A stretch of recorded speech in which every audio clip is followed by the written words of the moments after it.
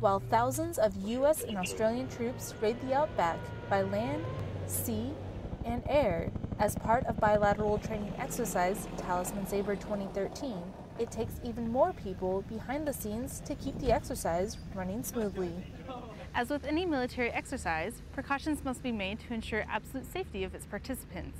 Here at the Field Hospital and Shoalwater Bay Training Area, the staff does exactly that by providing the best care with their expansive medical facility. The combined medical staff maintains maximum readiness by conducting training simulations at the Australian 2nd General Battalion Hospital nearly every day.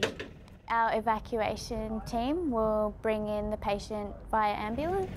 They'll drop them off in the triage area. They'll be triaged, they'll come into our emergency department where we have our emergency team.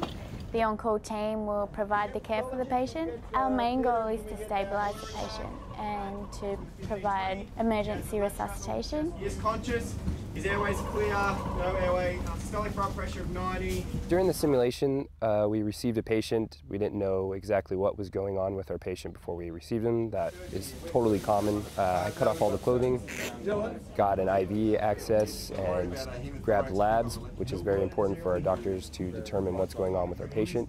And after that, I assisted with anything that our doctor would need, whether it be chest tube or any other life-saving procedures. Although the Australian Defence Force operates the facility, U.S. soldiers and sailors integrate into the teams to allow both nations to learn from one another. I really like working with them. It's good to see what they do, and it's not really a whole lot different to how we do things. Talisman Sabre has been a great learning experience, working in a great team environment.